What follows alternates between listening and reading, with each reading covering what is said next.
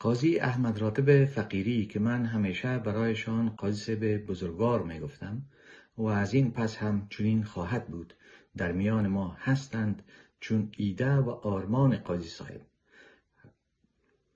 ایده و آرمان ترقیخواه، استقلال طلب و عدالتخواه برای افغانستان آینده بود.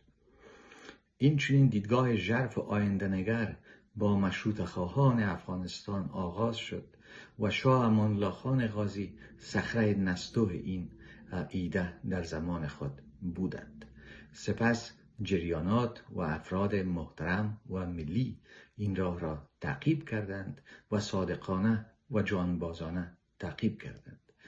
در جریان دهه دموکراسی جریانات زیاد عرض وجود کردند که در میان آنها سازمانی بود که من آن را سازمان رویا پردازان افغانستان برای آینده بهتر میهن ما میخوانم، سازمان جوانان مترقی که شخصیت‌های بزرگ افغانستان آن را هم رهبری میکردند و هم برایش کار میکردند به امید آینده بهتر برای کشور فقیر ما.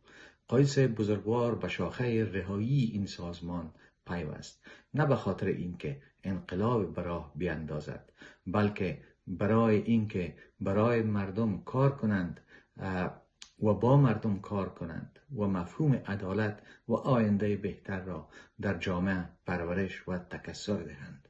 در همین راه، در راه عدالت خواهان و ترقی خواهان تاریخ افغانستان، قاضی بزرگوار مشعل فروزنده بودند. پیام قاضی بزرگوار برای نسل‌های پس از ایشان این است که پا از مسیر ترقی خواهی و عدالت خواهی در وطن محبوب ما نکشید، چون این راه پرخطر باقی است.